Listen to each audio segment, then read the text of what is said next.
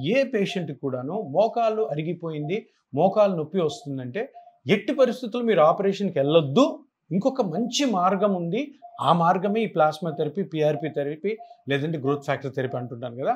ఈరోజు మనం ఆపరేషన్ థియేటర్లో ఒక ఇంజెక్షన్ చేయబోతున్నాం మోకాలుకి. ఈ మోకాలులో మనం ఏ మిషన్లతో అయితే మోకాలు అరిగింది ఆ మిషన్లతోనే మనము చూసి దీనికి ఆపరేషన్ అవసరం లేదు, ఈ చిన్న ఇంజెక్షన్తోనే మనము బయట పడవచ్చు అని మీకు లైవ్గా ఇప్పుడు చూపిస్తాను. మీరు ఇప్పుడు అక్కడ ఆ మిషన్లో ఈ పేషెంట్ యొక్క ఎక్స్రే చూడండి ఎలా ఉందో, నేను అక్కడ చెప్తాను రండి. ఇప్పుడు చూడండి ఈ మిషన్లో, దీన్ని ఫ్లోరోస్కోపీ మిషన్ అంటాం. ఈ ఫ్లోరోస్కోపీ మిషన్లో ఏం కనపడుతుంది, ఇది మోకాలు జాయింట్, ఇది అర్థమైందా. ఈ మోకాలు జాయింట్లో మామూలుగా ఆపరేషన్లు ఏం చేస్తారు, ఇక్కడ నుంచి ఇదంతా కూడా తీసేస్తారు. ఇది చూడండి ఎంత భాగం తీసేస్తున్నారు. ఇది మొత్తం తీసేసి ఈ పైన మెటల్ పెడతారు, కింద మెటల్ పెట్టి ఈ బోన్కి ఈ మెటల్కి మధ్యలో సిమెంట్ వేసి అతికిస్తారు. అర్థమైందా. ఈ మెటల్కి ఈ బోన్కి మధ్యలో సిమెంట్ వేసి అతికిస్తారు. కానీ ఇప్పుడు మీరు చూడండి ఈ బోన్ తీసేయాల్సిన అవసరం ఉందా, నీట్గా ఉంది చూసారా, ఏమీ లేదు, నీట్గా ఉంది, ఏ విధమైనటువంటి డిస్టర్బెన్స్ లేదు. ఈ బోన్ చూడండి, ఈ బోన్ కూడా ఏ విధమైన డిస్టర్బెన్స్ లేదు. డిస్టర్బెన్స్ ఎక్కడ కనపడుతుంది, మీరే చెప్తున్నారు, ఈ ఏరియాలో కనపడుతుంది. ఏం డిస్టర్బెన్స్ కనపడుతుంది, ఈ రెండు ఎముకల మధ్యలో ఇక్కడ స్పేస్ తక్కువ ఉంది. ఈ పక్క చూడండి స్పేస్ ఎక్కువ ఉంది, ఈ పక్క చూసారా తక్కువ ఉంది. అంటే ఇక్కడ ఉండాల్సిన స్థలము కంటే ఆ స్పేస్ తగ్గడం వల్ల ఈ రెండు ఎముకలు ఈ పార్ట్లోనే రబ్ అవుతున్నాయి. ఇప్పుడు ఇట్లా ఉంటుంది బోను, ఓకే, రెండు ఎముకల మధ్యలో గ్యాప్ ఉంది అనుకోండి, ఫ్రీ మూమెంట్ ఉంటుంది. ఇక్కడ ఏమవుతుంది, మొత్తం అతుక్కోలేదు, ఒక్క దగ్గరే అతుక్కుంది, ఒకే దగ్గర, ఇంకా అతుక్కొని కూడా అతుక్కోలేదు, దగ్గరకు వచ్చి రాసుకోవడానికి ప్రయత్నం చేస్తుంది, అది ఇక్కడ మట్టుకే ఉంది. అంటే దీని అర్థం ఏంటంటే మొత్తం మోకాలులో ఇంత చిన్న పార్ట్లో ప్రాబ్లం ఉంటే ఇదంతా ఎందుకు తీయాలి, పర్ఫెక్ట్, ఎందుకు తీయాలి, సింపుల్ లాజిక్. అంటే ఇంతకు ముందు ఒక 5-6 సంవత్సరాల క్రితం వరకు ఈ ప్రాబ్లం, ఈ సర్జరీ ఉంది, కానీ ఇప్పుడు అంటే ట్రీట్మెంట్స్ మారుతూ ఉంటాయి కదా, మారుతూ ఉన్నప్పుడు వచ్చిన ట్రీట్మెంటే ఈ ప్లాస్మా థెరపీ. ఈ ప్లాస్మా థెరపీ ఏం చెప్తుంది, ఇది బాగుంది, ఇది బాగుంది, ఇది బాగుంది, ఇక్కడ బాగుంది, ఇక్కడ బాగుంది, ఇక్కడ బాగుంది, ఇక్కడ బాగుంది, దీని మీద మజిల్స్ ఉంటాయి అవి బాగున్నాయి, ఈ సైడ్లో లిగమెంట్స్ ఉన్నాయి అవి బాగున్నాయి, ఇంకొకటి మెనిస్కస్ అని ఉంటుంది మధ్యలో అది బాగుంది, ఇవన్నీ బాగున్నప్పుడు ఇది ఎందుకు తీయాలి. సరే స్కానింగ్ చేసి కనుక్కొని ఈ రెండు ఎముకలు దగ్గర రావడానికి గల కారణాన్ని కనుక్కొని ఆ కారణాన్ని కరెక్ట్ చేసుకుంటే సరిపోద్ది కదా, ఏది ముట్టుకోవాల్సిన అవసరం లే. ఇప్పుడు పొలంలో కలుపు ఉంటుంది, కలుపు ఉన్నప్పుడు కలుపు పీకుతామా, మొత్తం పొలం అంతా పీకేస్తామా, ఇది కూడా అంతే. ఈ రెండు ఎముకలు దగ్గరికి రావడానికి గల కారణము ఈ రెండు ఎముకల మధ్యలో గుజ్జు అరగడము, ఇది అందరికీ తెలుసు. గుజ్జు అరిగిందని ఇదంతా తీయడం అనవసరము అని ఎప్పుడో 34-35 సంవత్సరాల క్రితమే సైంటిస్టులు చెప్పారు. గవర్నమెంట్ కూడా ఈ ప్లాస్మా థెరపీ చేసుకోండి అని ఒప్పుకుంది. దాన్ని ఎవరు బయటికి తీసుకురాలే. 6-7 సంవత్సరాల నుంచి నేను దాన్ని బయటికి తీసుకొచ్చిన తర్వాత ఈ మోకాలు మొత్తం తీసుకునే అవసరము మనకి లేదు. సో ఇక్కడ మీ రక్తంలో తీసిన కణాలని కానీ ఇక్కడ కరెక్ట్గా వేసామనుకో, ఇప్పుడు ఇక్కడ వేసామనుకో వేస్ట్.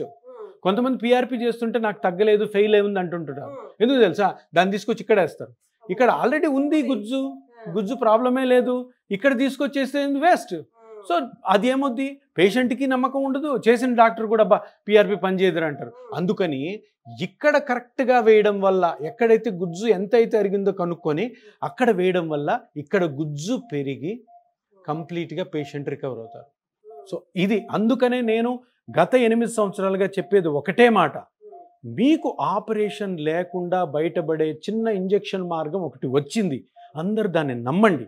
కానీ కరెక్ట్ అయిన డాక్టర్ దగ్గర చేసుకోండి, కరెక్ట్ అయిన ఇన్స్టిట్యూట్లోనే.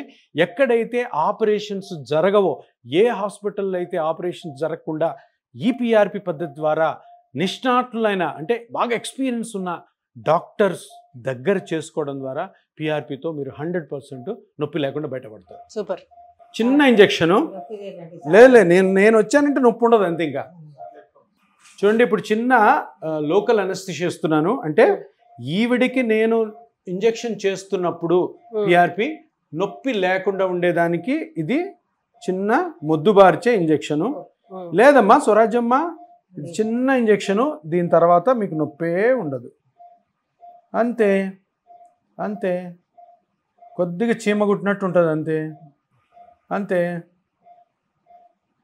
ఎంత మీ వయసు ఇప్పుడు? మీ వయసు ఎంతమ్మా? 75. సూపర్. 100 కొడతారు మీరు, 100 కొట్టాలి అంతే. లేదు మీరు 100 కొట్టాల్సిందే, 100 కొడతారు మీరు అంతే. షూట్. ఇప్పుడు ఎడమ కాలు అయిపోయింది, కుడి కాలుకి కూడా నొప్పి లేకుండా ఉండేదానికి ఒక ఇంజెక్షన్ చేస్తున్నాను. Shoot shoot shoot. చూడండి, చిన్న సూదమ్మా, కొద్దిగా బాగా సెన్సిటివ్ ఉన్నారు మీరు. ఏం కాదు ఏం కాదు. Very good. ఇది లోకల్ అనస్థీషియా, మొద్దుబార్చే ఇంజెక్షను. దీని తర్వాత వేసే చిన్న ఇంజెక్షన్ కూడా నొప్పి లేకుండా ఉండాలన్నదే నా ఉద్దేశం. ఎందుకంటే మీరు ఆల్రెడీ ఒక 10 సంవత్సరాల నుంచి నొప్పితో బాధపడుతున్నారు కాబట్టి నేను చేసే ప్రొసీజర్లో కూడా మీకు ఏమాత్రం నొప్పి లేకుండా చేయడం అన్నదే నా ఉద్దేశం. అందుకనే మీకు ఫస్ట్ మత్తిచ్చి ఎటువంటి ఇంజెక్షన్ పెయిన్ లేకుండా, ఎటువంటి ఈ ఇంజెక్షన్ చేసుకోవడంలో మీకు భయం లేకుండా ఉండేదానికి ఈ ప్రయత్నం. ఏమా? Very good. ఇప్పుడు ఏం నొప్పి ఉండదు మీకు. సో ఇప్పుడు ఇది ఈ ఈ నీడిల్ని మనము గుజ్జు ఎక్కడైతే అరిగిందో అక్కడికి తీసుకెళ్ళి దాని తర్వాత ఆ ఏరియాని ఈ మిషన్లో కనుక్కొని అక్కడ మనము plasma therapy or PRP or growth factor థెరపీని ఆవిడ బ్లడ్లోంచి తీసిన కణాలని వదులుతాం అనమాట. ఇప్పుడు ఈ నీడిల్ని ఇక్కడ పెడుతున్నాను. ఆల్రెడీ మత్తి ఇచ్చాము చూడండి, అందుకు ఏముండదు, మొద్దుబారి ఉంటుంది. లేదు ఇప్పుడుందా? లేదు కదా, లేదు కదా. చూడండి, ఏం లేదు, ఏముండదు, అయిపోయా. చూసారు, ఇంజెక్షన్ చేస్తున్నప్పుడు కూడా ఆవిడకి నొప్పి లేదు. అంటే మనం ముఖ్య ఉద్దేశం ఏంటంటే ఆల్రెడీ నొప్పితో ఉంటారు పాపం వీళ్ళు, మన దగ్గరికి వస్తారు. మనం ఇచ్చే ఇంజెక్షన్లతో కూడా నొప్పితో ఇది చేయకూడదు. కొంతమంది ఎక్స్పీరియన్స్ లేని డాక్టర్లు పిఆర్పి చేశారనుకో, వాళ్ళకి తెలియదు, ఎక్కడ కూర్చోాలో తెలియదు, ఇష్టం వచ్చినట్టు. ఇప్పుడు ఆపరేషన్ థియేటర్లో చేయరు, ఇటువంటి మిషన్స్ వాళ్ళ దగ్గర ఉండవు, ఎక్కడ ఇంజెక్ట్ చేయాలో వాళ్ళకి తెలియదు. అది ఇంజెక్ట్ చేయకుండా ఆ పిఆర్పిని ఆ కంపెనీ వాడు ఏదో చెప్పాడు కదా అని ఆ కిట్ తీసేసుకొని ఆ బ్లడ్ అందులో వేసి ఏదో ప్రాసెస్ చేసి గుడ్డిగా అనస్థీషియా ఇవ్వకుండా గుచ్చితే పేషెంట్ చాలా నొప్పించి నెక్స్ట్ సిట్టింగ్ కూడా మన దగ్గరికి రాడు. దాంతో ఆ పిఆర్పి కూడా ఎక్కడంటే అక్కడ వేయడం వల్ల ఏమాత్రం ఉపయోగం ఉండదు. కొంతమంది స్టెరైల్ కండిషన్స్లో ఆపరేషన్ థియేటర్లో చేయకుండా చేయడం వల్ల కొంతమందిలో అసలు ఇన్ఫెక్షన్ రాని ఈ ప్రొసీజర్లో కూడా ఇన్ఫెక్షన్లు వచ్చే అవకాశం ఉంటుంది. సో అందుకని చాలా జాగ్రత్తగా చేయాలి. దీని మీద ఫుల్ అవగాహన ఉన్న డాక్టర్ల దగ్గరే మీరు పిఆర్పి చేయించుకోమన్నది నా మనవి. తప్పకుండా ఇది మీరు ఫాలో అవ్వండి. ఇప్పుడు చూడండి, ఇంజెక్షన్ మనం నీడిల్ చేసేది కూడా జాయింట్లోకి ఆ గుజ్జు అరిగిపోయిన దగ్గరికి వెళ్ళడం కోసము చూస్తూ ఆ మిషన్ చెప్పిన మాట వింటూ మనం చేయాల్సి వస్తుంది. షుట్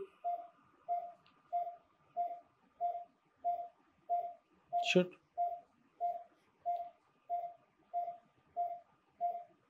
ఇప్పుడు జాయింట్లోకి వెళ్ళిపోయాం. షుట్.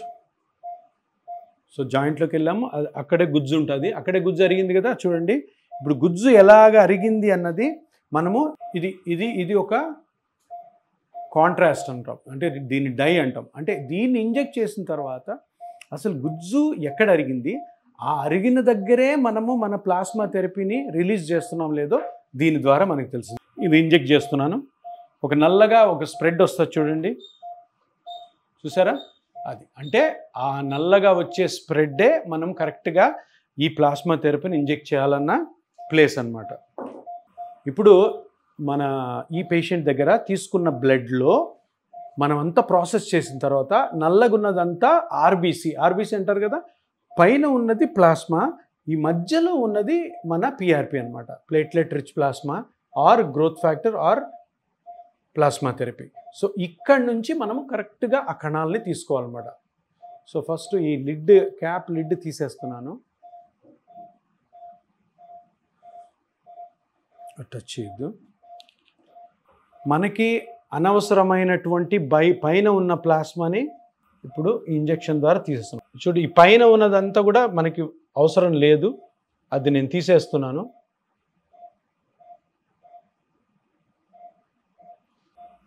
సో ఇదంతా అనవసరమైన ప్లాస్మా అనమాట. ఆ మిగతా మిగిలిందేమో మనకి పిఆర్పి, అది మనము ఇప్పుడు తీసుకోవాలి. ఇది ఒక నీ జాయింట్కి ఇది పిఆర్పి, ఇది ఇంకో నీ జాయింట్కి.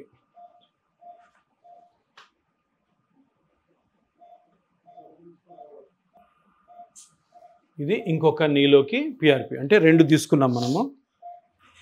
చూసారా, ఇది లెఫ్ట్ దానికి, ఇది రైట్ దానికి, దేంట్లో ఇది ఏదైనా వేసుకోవచ్చు. సో దీన్ని ఈక్వల్గా డివైడ్ చేసి మనం నీ జాయింట్లో ఇంజెక్ట్ చేయాలన్నమాట. ఇప్పుడు ఫస్ట్ లెఫ్ట్ దానిలో ఇంజెక్ట్ చేస్తున్నాను. పిఆర్పి అమ్మ నీ రక్తంలోంచి తీసినది. దీంట్లో కణాలు ఉంటాయి. ఈ కణాలే నీకు అడిగిపోయిన గుజ్జుని పెంచుతాయి నెమ్మదిగా. ఇప్పుడు వరి మొలకలు వేస్తే మొలకలు అవుతాయి కదా, అట్లాగా ఒక 3 నెలలు పడుతుంది. స్లోగా పెరుగుతుంది.